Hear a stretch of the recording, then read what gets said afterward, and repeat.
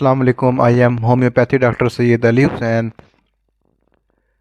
नाजरीन, आज का जो हमारा टॉपिक है वो बहुत स्पेशल है आपके लिए। इसको वीडियो को आप शुरू से लेके एंड तक लाजमी देखें और इससे इस्तिफादा हासिल करें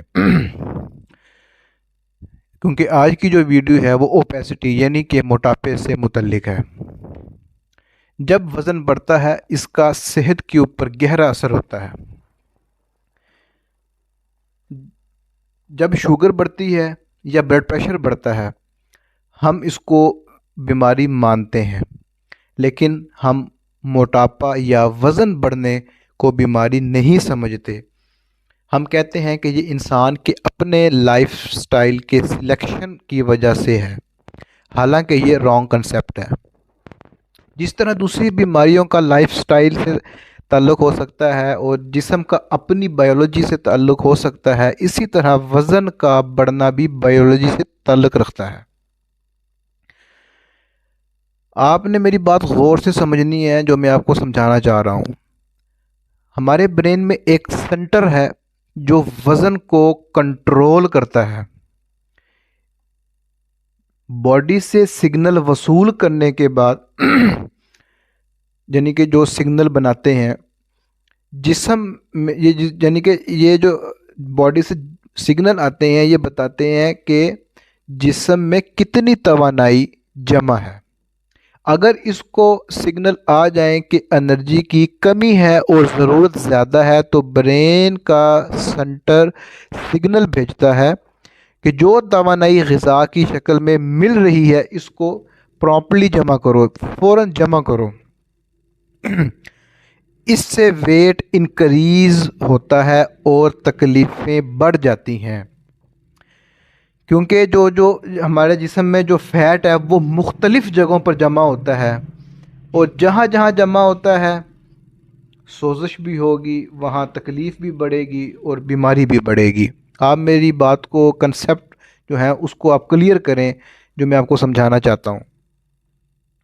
मसलन जब फ़ैट लबलबा में जमा होगा तो डायबिटीज़ यानी कि शुगर होगी।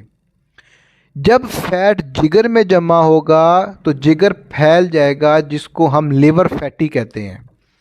लिवर फैटी से ही कोलेस्ट्रॉल लेवल बढ़ता है, जिगर सिकुड़ भी सकता है और वो फेलियर की तरफ भी जा सकता है।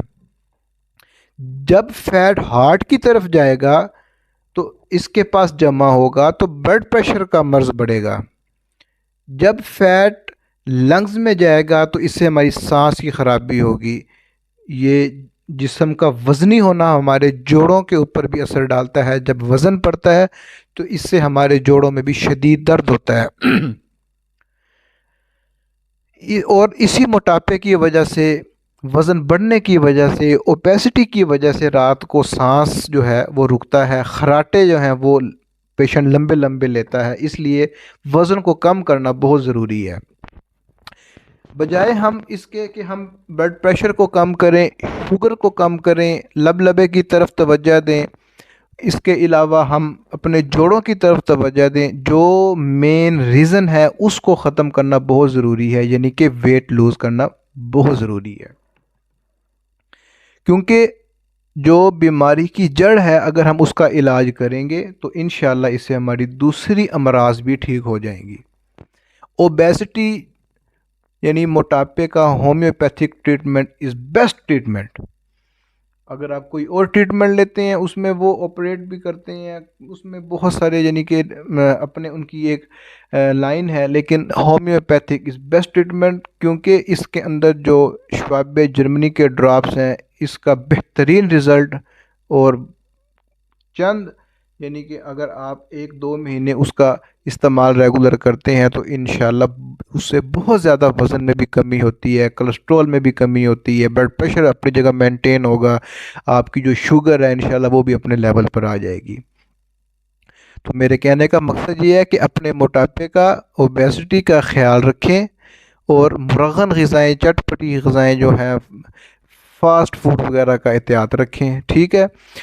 बहरहाल आखिर में यही कहूँगा कि इस वीडियो को आप बार बार गौर से देखें, समझें, इस पर अमल करें और अपना बहुत ज़्यादा ख्याल रखें। हो सके तो हमें अपनी दुआओं में याद रखें। डॉक्टर सैयद अली हुसैन को इजाज़त दें। अल्लाह हाफ़िज़।